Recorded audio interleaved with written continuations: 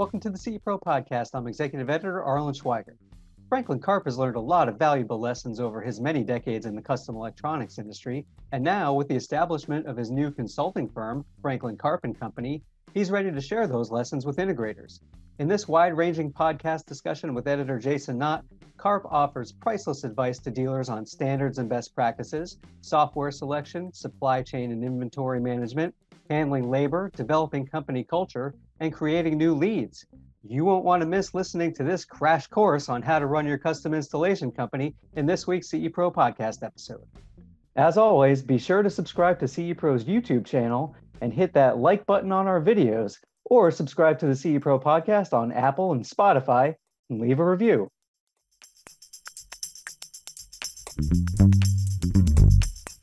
You know, when you've been in the industry for decades, you obtain a lot of institutional knowledge, and that knowledge can be gold when it's passed on to the next generation or even the current generation of owners in the custom installation industry. And it's priceless information. And somebody with me today who has all that institutional knowledge from years and years of experience in the industry is Franklin Karp of Franklin Karp Company. Hi, Franklin.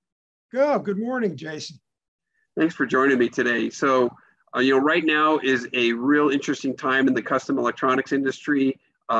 Business is booming, but we know that doesn't always stay that way. And even when business is really good, there are areas of improvement that integrators can look at. And you have worked in so many different areas of this industry that the knowledge that you're bringing with Franklin Karp Company is something that I think is going to be priceless for integrators to talk to. But before we jump into some of these areas that I want you to talk to integrators about, tell us a little bit about your history, and then tell us about Franklin Karp Company. Well, the history goes back to selling stereos while I was in college, which was a really cool job and made me very popular with a lot of people. So, and then it turned out that I enjoyed selling stereos more than going to class. So that led me to, finding a career in the business. And I was in retail. I worked for a company called Stereo Warehouse for the beginning of my career. And then I moved on to Harvey Electronics, which is where I did my graduate and postgraduate work. So that was a really tremendous experience, running a public company and being a high-end dedicated retailer. And from there, while I was there, we expanded into the custom installation field. And it became a really big part of the business. At one point when we were about 46 million in sales, we had about 21 million in custom, which if you roll back the tape, I don't think there was anybody who was doing 21 million in custom back in the early aughts. So from there, it became a very natural extension when I joined AVS to take my retail experience and then learn about 100% dedicated high-end integration business. So the combination of all those things is what leads me to Franklin Karp Company, because I had a wide breadth of experience dealing with vendors, dealing with clients, dealing with employees, dealing with, you name it, landlords, the whole host of things. So it's, I think that I can really help all different levels of integration companies because of that experience.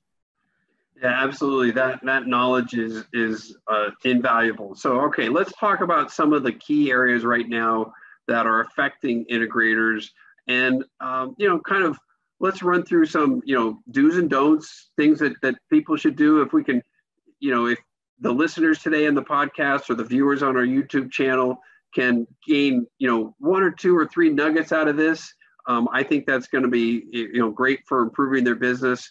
And then, of course, obviously could follow up directly with Franklin Karp Company for more consultancy work. So All right, let's talk about the biggie right now that's hitting everybody, the supply chain inventory management issue. What are some things, through your experience, that you think integrators should be doing right now, and how it's changed, obviously, given the supply chain situation, and maybe some mistakes that they might be making?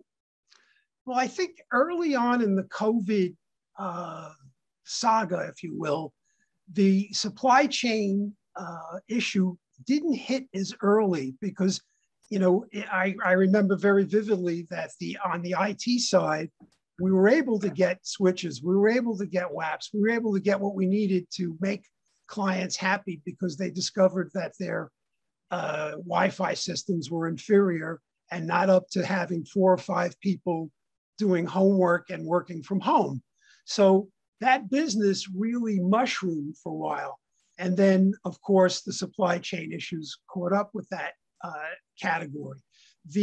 I think one of the problems that a lot of dealers had was that you didn't have a strong relationship or relationships with certain vendors or distributors.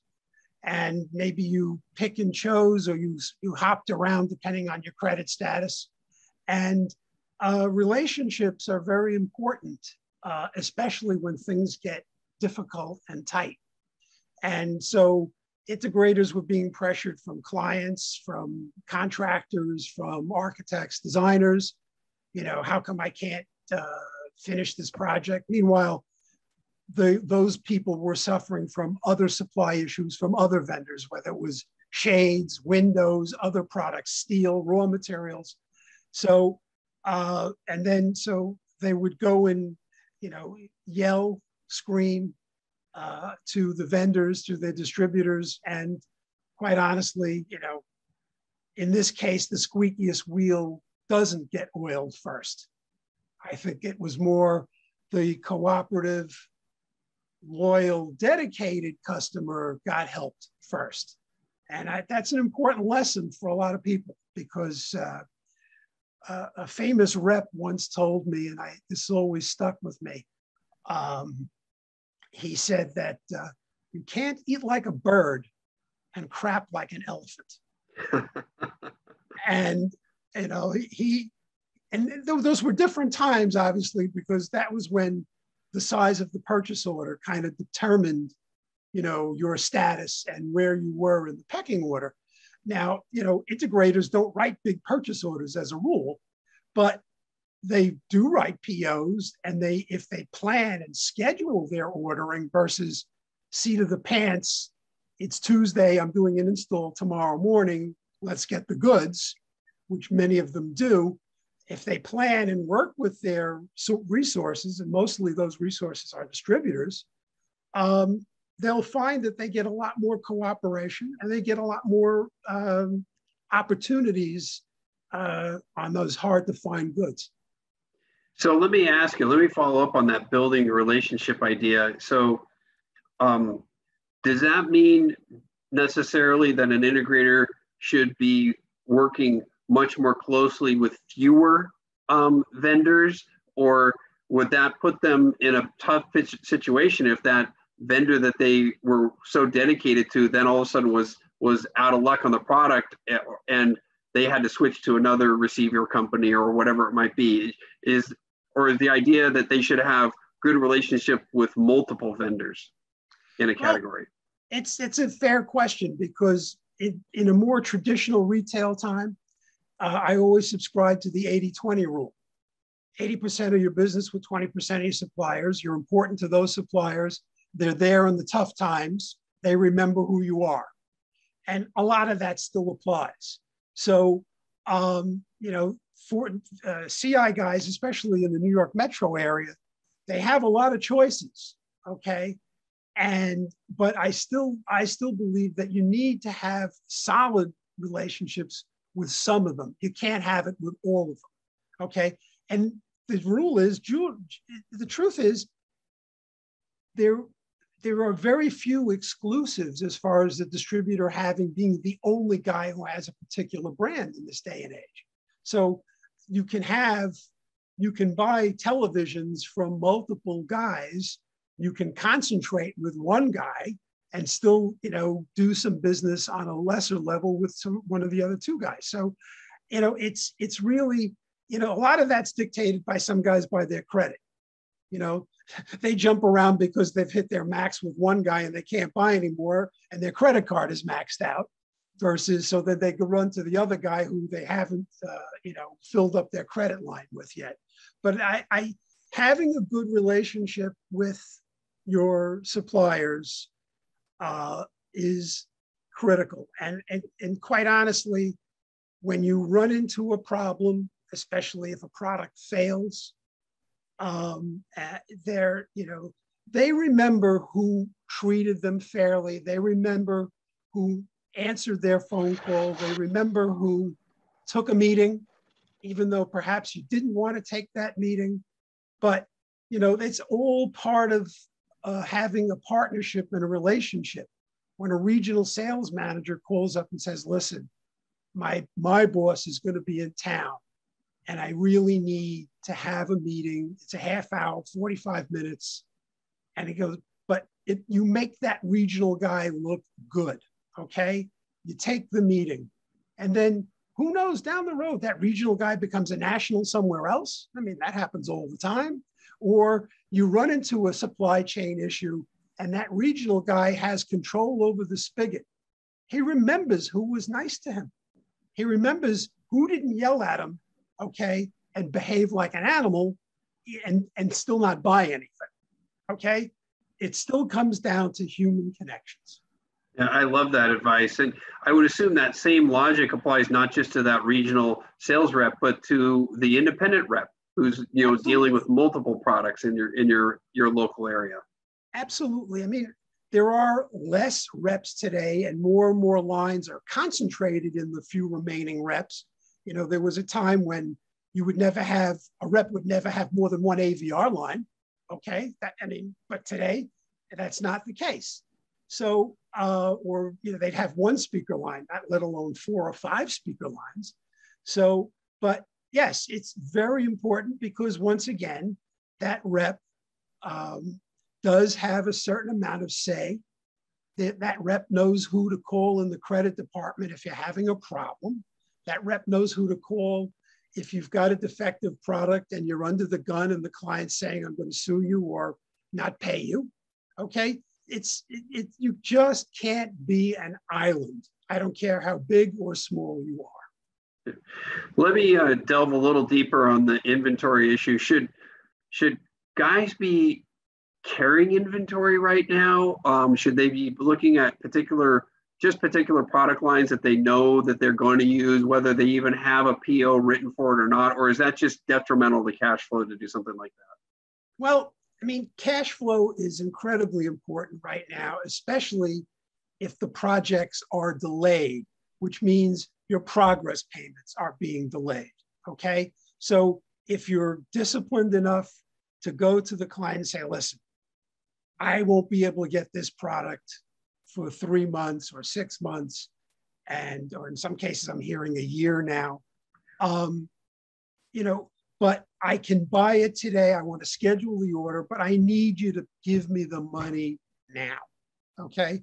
Because I'm going to buy it. I have to pay for it in 10 days, 30 days, or sometimes COD, and it's going to sit in my warehouse, but we'll know it's there. And when the job site is ready, I'll be able to be on site on time and not hold up the project. So that's a communication thing. I mean, normally I'm not a believer in carrying a lot of inventory, except in the case where you need to have product for service.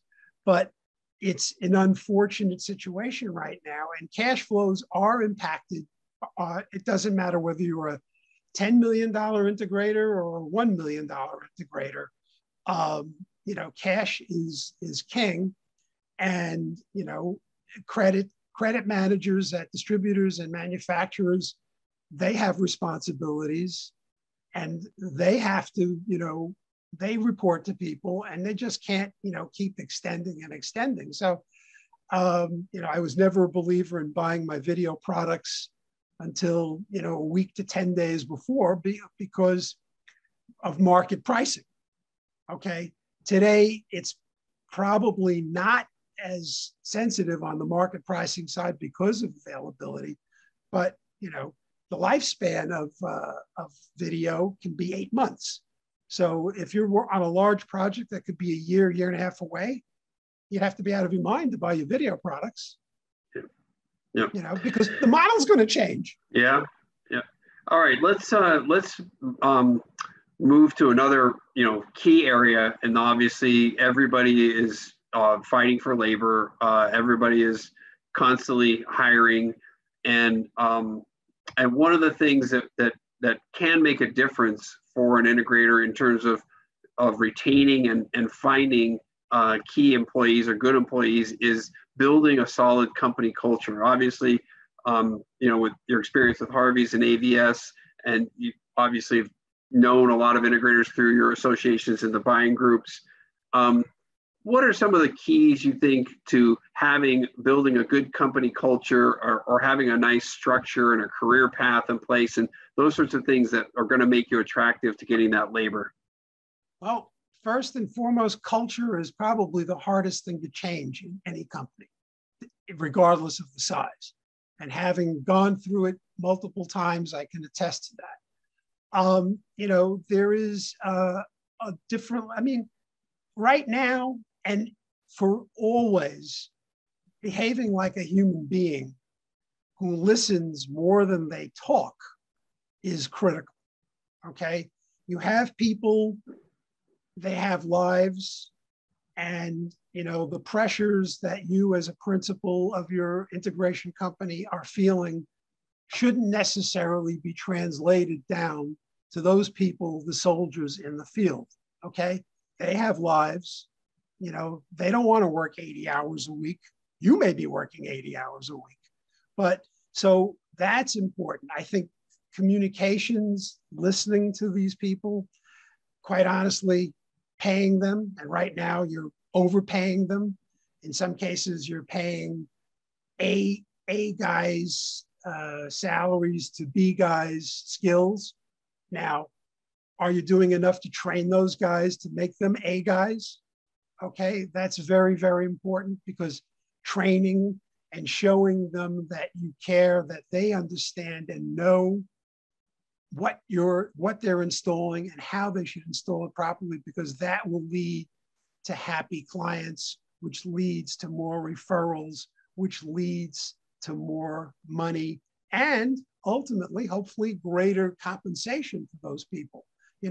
It's a family, it's a team kind of thing. It's not, I'm Mr. Integrator, I get the money and you work for me.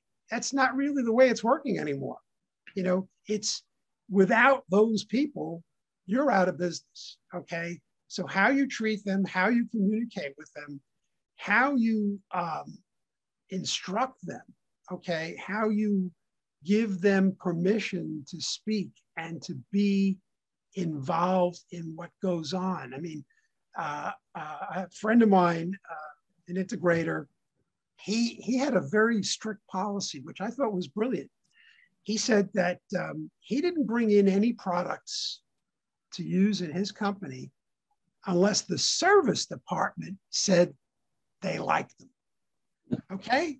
And I said, something, that's really smart, because let's face it, it's the service department that ultimately makes your company look good or bad, down the road, okay?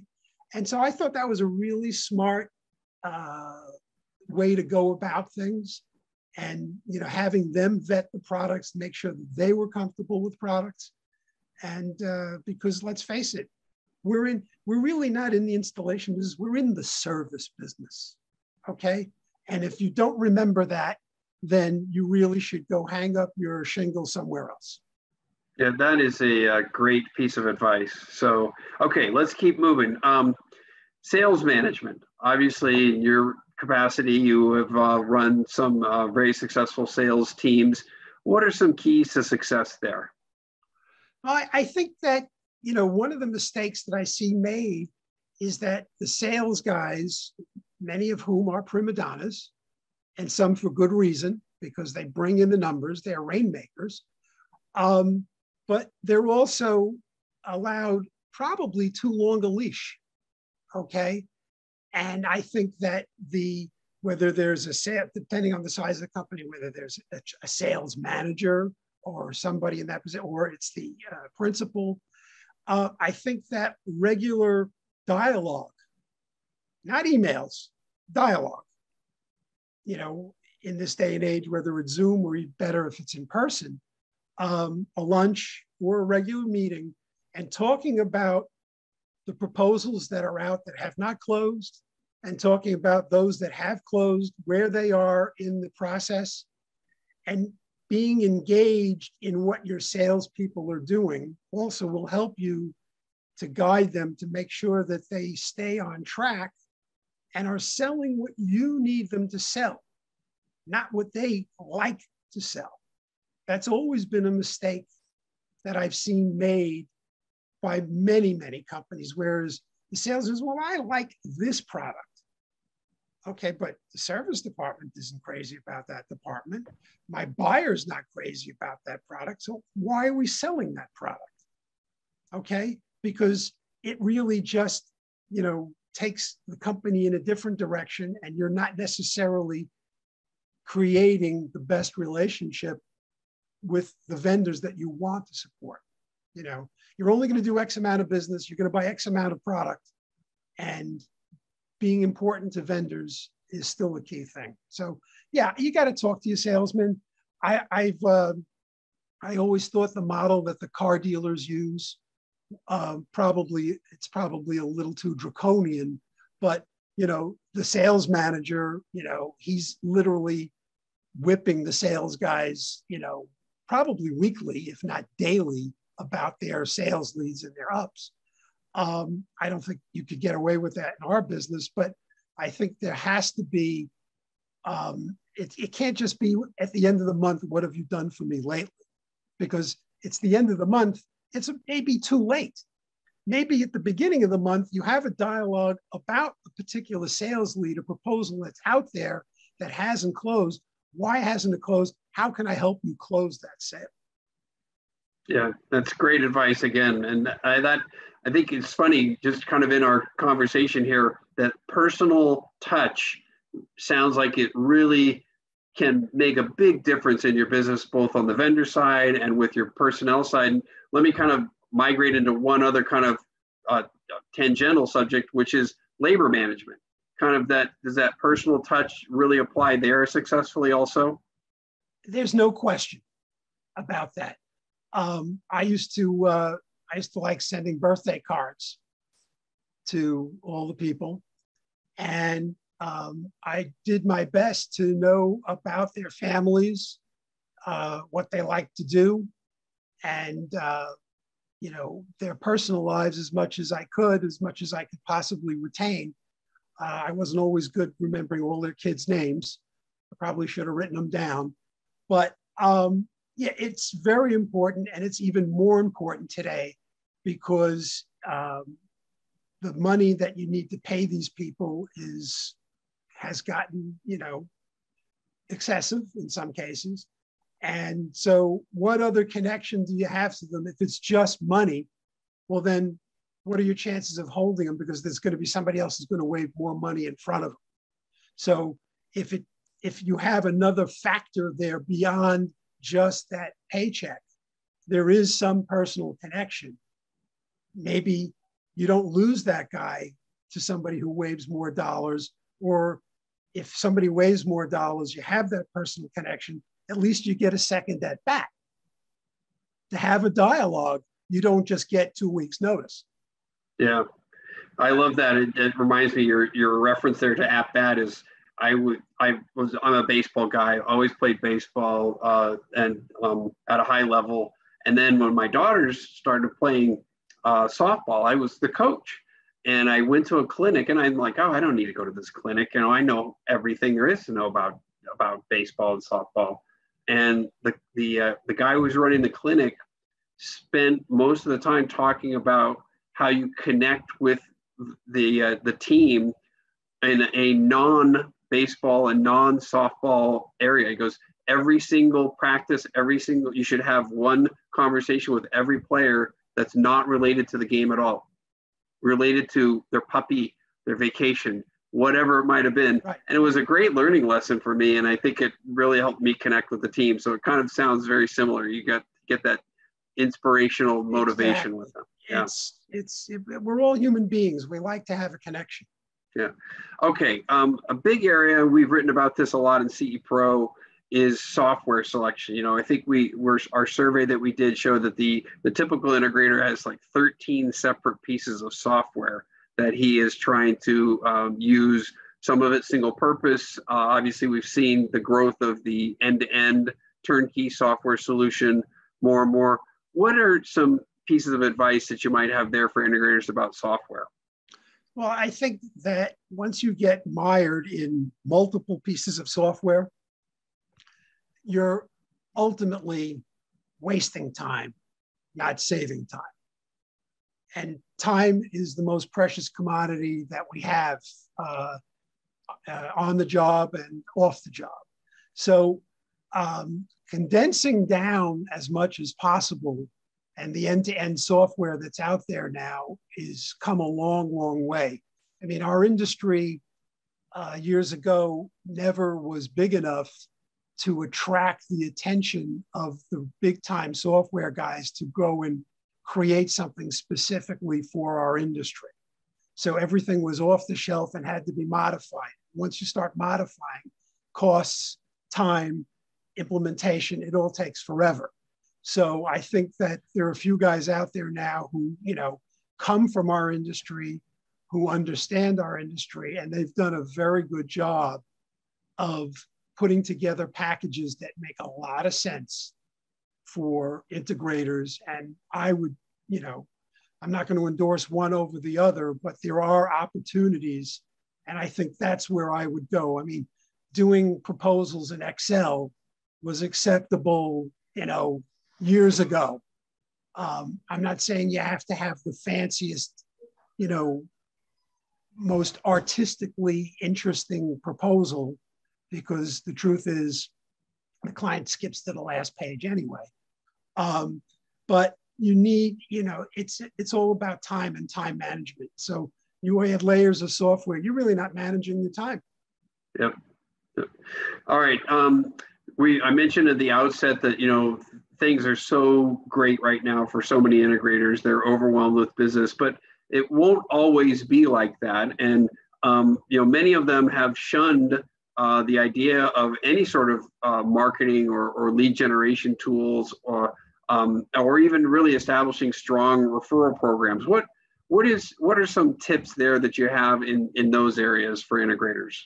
Well, I think that visibility is very, very important. Okay. And a lot of integrators built their businesses on relationships with specific trade partners, architects, designers, builders, and clearly that is still extremely important. And, if you look at some of the manufacturers, they do a very good job of going out and, soliciting and catering to those people, the specifiers of the world. But you have to find ways to continue to reach those people. And at the same time, taking an ad out in the New York Times isn't, one time is not going to do anything for anybody except the New York Times. I think that one of the advantages that integrators have today that didn't exist before is social media. And, you can look a lot bigger than you are if you just do some decent photography. And, the other thing that I see a lot of guys don't pay attention to is their websites. Websites are like anything else. They get old and stale. If your website is 5 years old, I'm willing to bet you've got a stale old website that is not kept up with, what is out there today. And I'm not talking about the content that's on page 6 or on the drop down, because if you don't have a compelling story when they hit your homepage, you're never going to get to the drop down. It's as simple as that. So I think that marketing visibility, taking advantage of what some of the manufacturers can help you do. Whether it's the lunch and learns, which are very important, and I know there's a lot of success with that.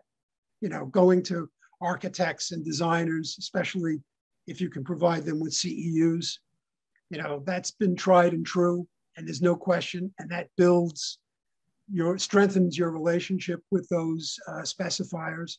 But the social media aspect has really knocked me out, and I follow it, and a day doesn't go by that I don't see somebody new in our category posting something. Yeah, and I'll throw in there the visual element that with Instagram and YouTube, for especially, integrators who will videotape the wow moment of when they're handing over the interface or whatever to that client, or that client is experiencing the system for the very first time, and just shooting. Doesn't have to be, we're not talking about Alfred Hitchcock stuff here. We're talking about just with your iPhone shooting on that 30-second or 45-second clip of that customer interacting with their system for the first time is awesome. People love that peer-to-peer. They see a customer excited, it gets them excited. Listen, smiles and happy people sell. It's not about the product. Okay, sorry, manufacturers. It's about the experience and the end user being satisfied with what they plunked down all that money for. Yeah, absolutely. All right, let me kind of move off of marketing into just standards and best practices from an operational standpoint. Obviously, we talked a little bit about keeping your guys happy, both on the sales side and the labor side. But what about some advice that you've seen or that work really well in terms of being the most efficient you possibly can in the field? Well, I think the standards and practices is something that I've talked to a lot of integrators, and they say, yeah, we do it this way, we do it the best way. And I have found that very few of them actually do what they say they're doing, or even understand that there is a much better way to do it that ultimately will lead to happier clients. Okay, it's very simple. Almost every integrator uses the least expensive RJ45 jack they can buy by the bag load. Okay, and you look on the back of a rack, you look at an installation, how many RJ45 jacks get used? God knows. Okay, and I can tell you from firsthand experience, because I looked at every service work order. Okay, how many times a service call was generated because that cheap RJ45 jack got pulled out, came loose. Okay, so to me, don't use those cheap RJ45 jacks. Use a high quality RJ45 jack that stays in place. How much does it cost you to roll a truck to go and plug that RJ45 jack back in? And what kind of experience is that for your client? Okay, you just did the job. It's been up and running for a month, and the cleaning lady moved the rack and something pulled loose. Okay, so that leads to a lot of other things about standards of practice, because that shouldn't happen. The umbilical cord and everything else should be properly done so that when somebody moves the rack, that it doesn't cause those problems. But I can tell you that many guys rush their jobs, and that's what happens. So then you've got an unhappy client because that system's not working. You have to go there under warranty and go plug it in. It's crazy. So there was an old retail maxim: inspect what you expect. And I don't think enough people, whether it's the project manager or the principal, actually see the finished product when it's in place and inspect it and can comment on it and see what was done right, what was done wrong. So to me, if guys actually, and I'll give a plug here to Richard Milson, because to me, he is the guru. If people would take the time, spend a few extra bucks, and do it right from the get-go, you would have many, many more happy clients who were satisfied because the stuff worked from the get-go. And that, to me, doing as much work in your lab, in your facility, beyond just building the rack, but testing it, loading firmware into touch panels, actually opening up the TVs and inspecting them, plugging them in. Yeah, it takes time, but it's time that won't be wasted on site. It's time that your guys will be done before the decorator is in there fixing all the furniture and the client is moving in. The client doesn't want to see the integrator guys walking around with a laptop trying to figure something out. That does not give them a high sense of confidence, okay, that the guy's still here tinkering. You shouldn't be there. You should be there, the PM or whoever does the handoff and shows the client how to use it. That's the only guy who should be there after they move it. I'm glad you mentioned Richard Milson of Milson Home Technologies up in Vancouver. I believe he even has a system where they write down the best practice. So when the cut, he's got a new technician, there is a written documentation of exactly how that installation should go. So not that he's going to, encouraging that he's changing out technicians all the time, but what a great training mechanism and almost like a checklist for every single person for every single type of product to install. Yeah, I mean, repetition, doing this. I mean, yes, I mean, we're not talking about, the Ford Motor Company and people putting wheels on all day, but doing the process, terminations, the way things are wired, doing it the same way every time, using the same products every time, makes everybody an expert, makes the vendor happy, and ultimately makes the client happy. And what a happy client leads to referrals, okay? And there's no better marketing than a referral. All right, one last area I want to touch on, and that is succession planning. So many integrators that have built the business from scratch. It's in many cases a force of personality. Either they were a tech guy or they were a salesperson, and they built this company around their own aura. And a lot of them haven't really developed succession planning in some way, shape, or form. What are some pieces of advice there? Well, it's amazing, and having gone through that firsthand, it's incredibly important to the rest of your staff because you do want that business to continue. You have an obligation to service those clients.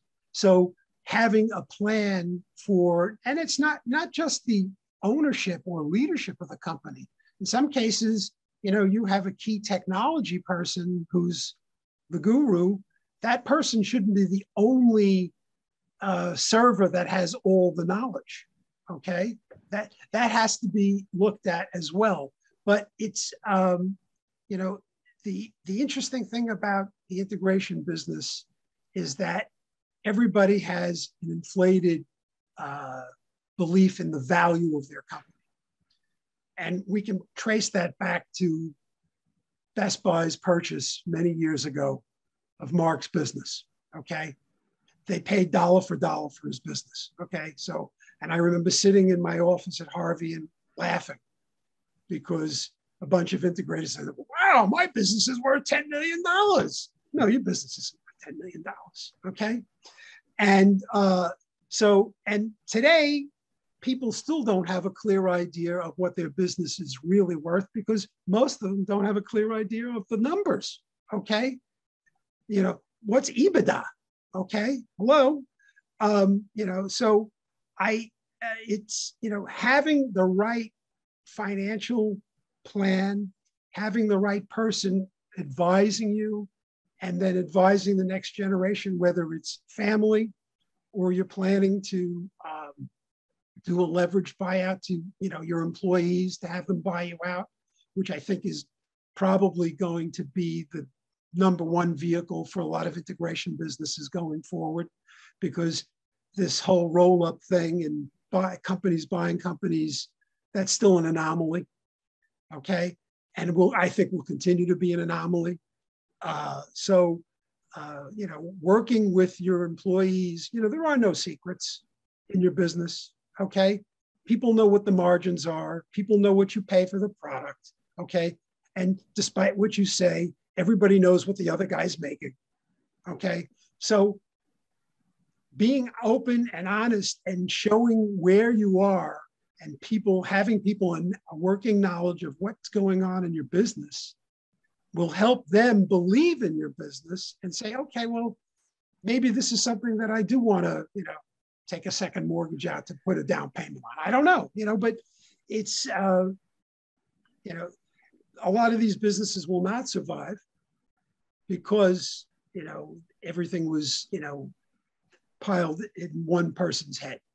Let me delve a little closer on that, because I hear from so many integrators who are like, I don't have an exit strategy or a succession plan, and I just am not going to develop one. And so what you're saying, what I'm hearing is, even if you're a smaller company, if you aspire to have something like that, it inspires your team.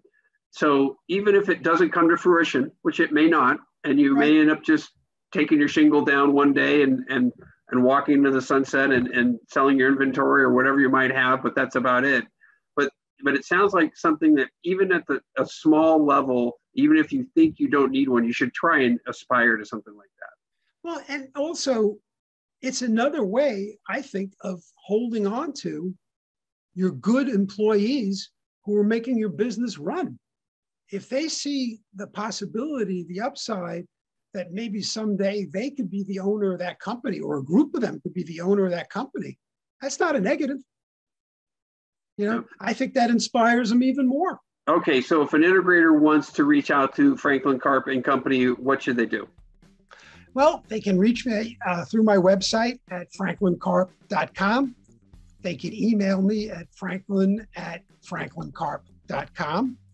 Or they can call my cell, 516-721-3330. And I can be reached on LinkedIn. All right, fantastic, Franklin. Thank you so much for joining CPRO today. Oh, my pleasure. Thanks.